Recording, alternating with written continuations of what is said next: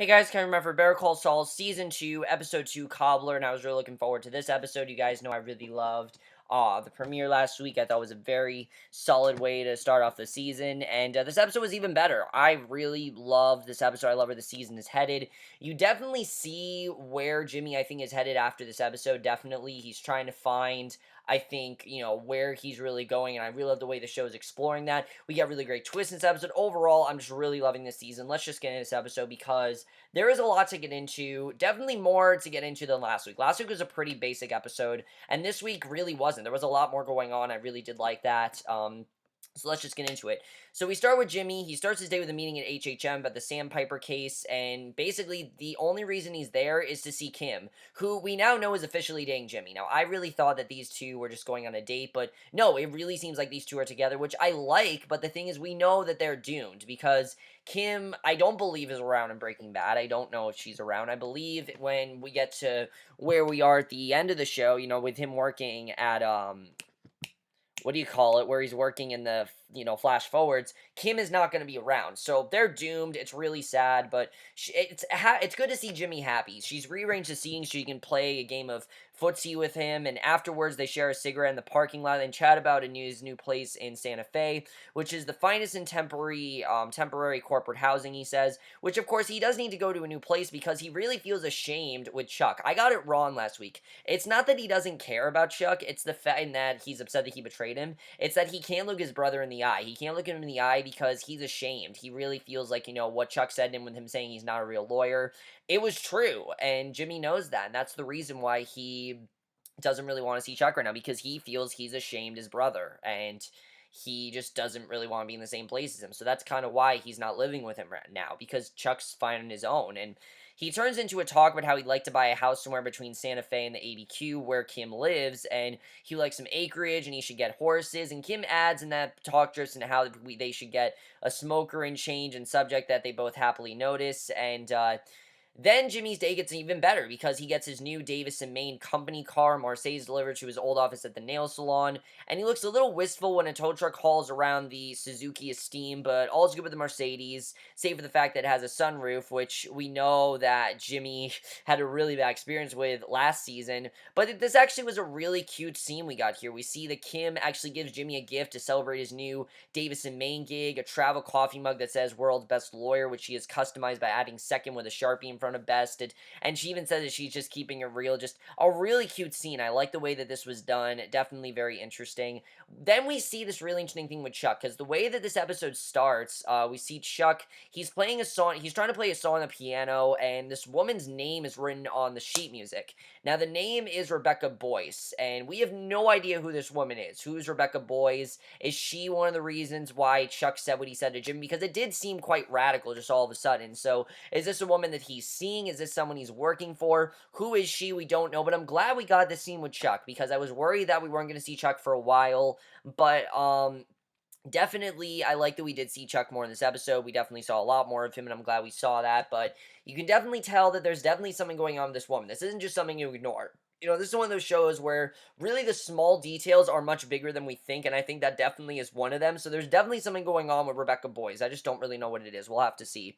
So Mike, basically, in the meantime, we find a lot more about Price in this episode, because as we know, Price, he went through that whole fiasco last week. We see the coffee in Mike's cup shakes. He looks up from his parking garage attendant booth to see why. Price is approaching in his yellow and red Humvee. He spots Mike, and Mike tells him to pull over so they can talk. And when he tells Mike he's been summoned to the police station by detectives who want to follow up on the theft of his baseball cards, Mike immediately knows what's going on. He says that he shouldn't be surprised, and he has to tell him this, but it's probably a bad idea for him to willingly talk to the police, being a criminal. And Price is not concerned about the drugs. He says, look, I'm most concerned about my baseball cards. We find out a bit more about the baseball cards, which I like seeing. I like that we found out more about it. But basically, Price doesn't see it that way, of course. And even after Mike explains the cops invited them for a fishing trip for info, Price insists he's getting those baseball cards back because they were his father's. He gave them to him. They've been his family for a very long time. They mean a lot to him. And I'm really loving Price as a character. Price is not a main character, but they're treating him like one. And that's really how you treat a recurring character. Treat him like a main character. Definitely do that. But not too much like a main character, obviously. The main storyline is all about Mike, obviously, because this was something that Mike recruited. So Since Price's inevitable downfall, should he talk to the cops, will also mean Mike's. Mike tells Price to cancel the police station visit and let Mike retrieve his stolen tops and, retrieve his baseball cards, because obviously Mike can help him out with this. So Mike knows that Nacho is the one that stole these cards. He knows that he was working with him. It just makes sense. So he tracks him down, his family's business, visibly shocking how Nacho is. He tells him he's got a carrot stick offer for him. He either gives the cards back, or Mike will tell his crime boss Tuco, which we know that is the boss of all this, Tuco Salamanca, who I think we are going to see again this season, that he's got a side hustle going with Price, and in return, the carrot, Mike will make sure he gets some cash by having Price agree to turn over the Humvee to Nacho in exchange for the return of his cards. So basically, it goes off pretty well, honestly, because Nacho tells him he's taking the Humvee to a chop shop for cash, and Mike has just one more thing to deal with before he and Nacho are out of the Price business altogether, because they don't really want to be working with him. It's not really going the way they intended it to, and obviously, they know how dangerous Tuco is, and they know what Tuco can do to Price. Price is not really, I want to say, a pussy, but he just really wasn't meant for this business like they thought he was. He's not really, and even when, what I loved about the scene is Mike tells him, look, we are drug dealers. You realize that we are drug dealers. Price doesn't seem to understand really what a drug dealer is and what they really do. Price doesn't really seem to understand that. Like I said, he's just not really made for this kind of job, and I think Mike knows that, and it's clear that Mike wants someone else to do it, and I definitely do agree with Mike that there definitely would be someone better suited for this position, and they need to just get away from him. So we then see Jimmy. He goes back to Davis' main office, where he doesn't really have much confidence. He's working on the Sandpiper case, and he thinks he may have found a new and major piece of evidence against Sandpiper, and he approaches Cliff Main's office to tell him, and Cliff invites him in, tells him he might be onto something with the new findings, and Jimmy goes back to his office. He's very uncomfortable there, mainly because this is just a new job, and this is an actual firm. Before, if you remember, he wasn't really a lawyer, and now he actually is being a lawyer, and maybe I think it's also because of the guilt, like he just feels like he really shouldn't have done this, and that he wasn't really meant for this because of what Chuck said to him. I feel like it's a lot of things, like he's just very guilty, and he's also just not really used to what he's doing, so it's very interesting to see that Jimmy really is not, acting as confident as he should be. I mean, he honestly seems kind of scared here, and this was his dream job, is to be a lawyer, which we know he eventually becomes, but right now, he's very shy about it, and I like seeing that rose to power. Right now, he doesn't really have any power over them, you see. You definitely see that he's kind of outnumbered right now. So Chuck, having learned from Hamlin that Jimmy has been hired for a partner track position at DM, he has not so coincidentally declared now that the time to force himself to go into the HHM offices for the next Sandpiper meeting, and his unannounced arrival throws everyone. They all have to give up their electronic goodies, but no one more than Jimmy, who starts to stutter when Chuck's arrival interrupts his riff, and he didn't know that Chuck was going to be there. The worst thing that Jimmy could have feared happens, because Chuck is there. Kim puts her, who's Kimmy? I don't know why I said Kimmy. Kim puts her hand on his leg under the table, then jolts him back into his Jimminess, and the way that Kim is just kind of like his security right now, I kind of like seeing. I mean, definitely the relationship between these two is way different than last year. I mean, I don't really think Kim and him had much of a relationship last year. They did, but definitely this year they're emphasizing it more, and I like seeing that. Chuck calls him over outside the conference room, and Jimmy asks what he's doing here, because obviously Jimmy did not expect him to be there, and I thought this was a very good scene here, because Jimmy asks what he's doing here, and I mean, Chuck has a good point where he says his name is on the building, because yeah, it's called HH&M. It is definitely on the building, and Jimmy asks, what he's doing here again, and Chuck says he's there to bear witness, and Jimmy walks away. He answers his phone, and Mike asks, basically, if, Mike says he might have a job for him, and Jimmy says when and where, still rattled by Chuck's presence, which of course was Chuck's point, that he basically wanted there to be there to scare him, because he wanted Jimmy to see what he really was doing. He was infuriated that Jimmy is actually at this place and completely left, and that he's now at Davis and Maine, because like he said, he's not really a lawyer, and he's not cut out for this, and he's trying to show Jimmy really what this job is. This is what the job's going to be. We're going to be against each other. You need to understand that. And Jimmy obviously is very scared, and that's what Chuck was trying to do. So Jimmy accompanies Price, who we found out his real name is Daniel Wormhald, into an interview room with two detectives, and right away he's getting very flustered, and we find a lot more about Price, or Daniel as his real name is, because Mike knew from the beginning that he would be. So Jimmy tells him he gets some air, that I'll talk to the cops, and basically his story is this. Basically, Wormhald's baseball cards have been returned, and they were stolen as part of a lover spat. This, of course, doesn't quell the cops' suspicions about Wormhald being involved with drugs, as Mike and Jimmy knew it wouldn't. So Jimmy unleashes one of his best, by which I mean by this tall tale that's not true at all. That's not the story. But obviously he's trying to make them think that he's trying to help out this guy. We know that he always tries to help out his clients. He always tries to give them the best story possible, just so they will be like what he did last year with the Kettlemans. He's doing kind of the same thing here where Wormhald. It really does shows that while Jimmy's trying to change, he really hasn't in some things. This is something that I think will always be a weakness of his, and this is something that I think he knows will always be a weakness of his.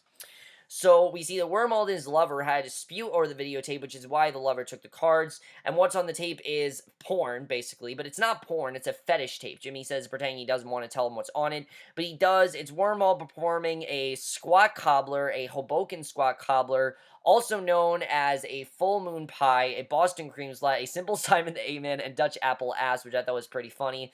And it's when a man sits in pie and he wiggles around, which I don't think is a real thing. Obviously, again, Jimmy's making this all up. He's not telling the truth. Wormhald does this while crying. He adds making it a crybaby squat more specialized. Not all pie sitters cry. And he says he has got a real regular Julianne Moore once he gets the waterworks cranked up. I mean, Jimmy was just hilarious here. He's always funny, but this was just so funny. One of the detectives says that he's got to be shitting them because, again, it just doesn't sound real. It sounds like bullshit, and Jimmy knows that. But yeah, it really doesn't sound true. And Jimmy asked if they really think he'd make this up, and but they do, which is they do trust him. That's the thing. They do trust him, which is why when Jimmy and his client leave the police, he breaks the news to Price that there's one hanging chad. He's going to have to make a video because they want evidence. They want to make sure that Wormhole has this evidence because they don't believe what Jimmy's saying, and now he has to make this video, and now he's digged himself into a hole. He's digged himself into a hole. He's put Wormhole in, like, the worst position possible. He's really fucked things up, and the way that this episode ended, I thought was really great.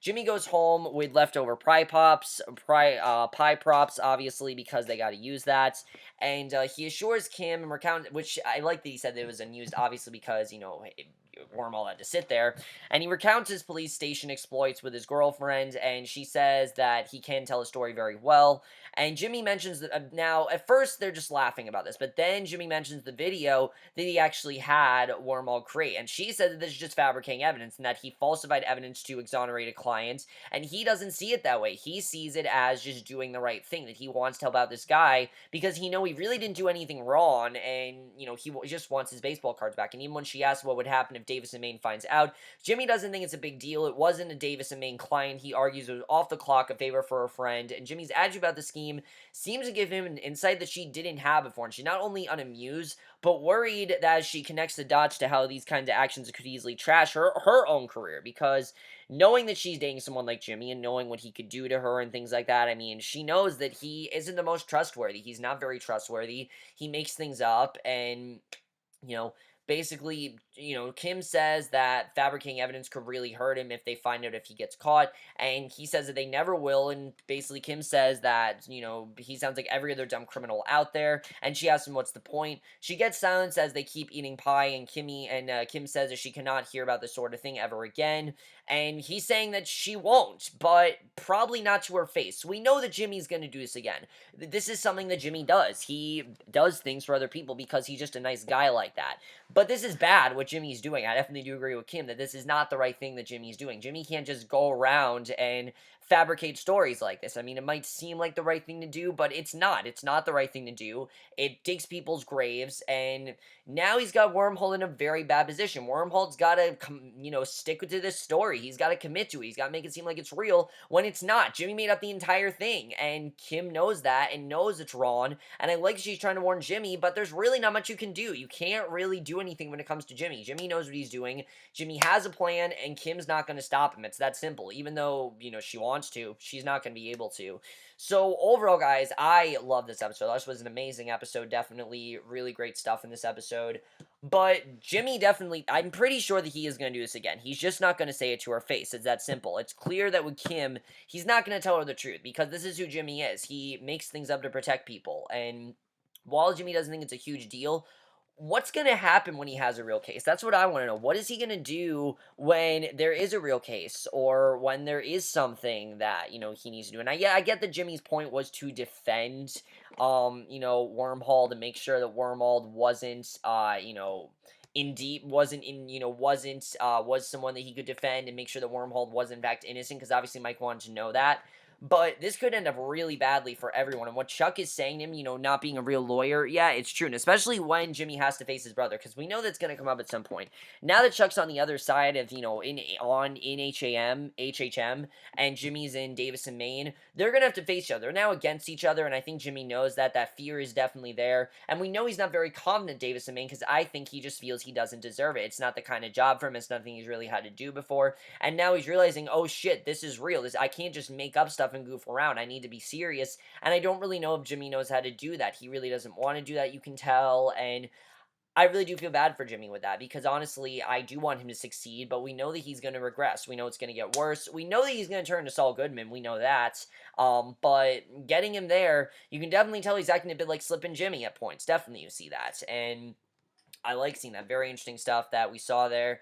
Definitely very interesting the way that was done. Also, his boss plays the guitar. I'm not even going to question that. That's very strange what's going on there. But what is going on with Mike? Are they going to keep Wormhald in their business? Obviously, Wormhald is not good for them. He doesn't know what the hell he's doing. He's not much better than Jimmy, honestly. He's just as, I think, inexperienced as Jimmy when it comes to that sort of thing.